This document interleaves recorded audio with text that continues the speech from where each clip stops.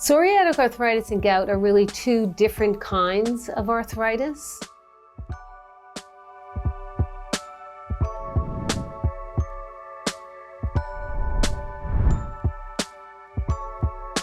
Gout is an abnormality of managing uric acid crystals.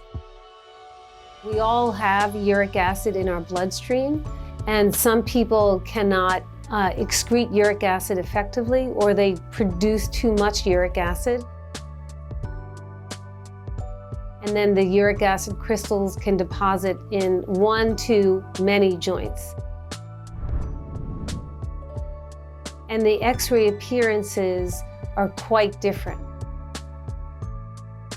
It's quite easy actually to differentiate between psoriatic arthritis and gout.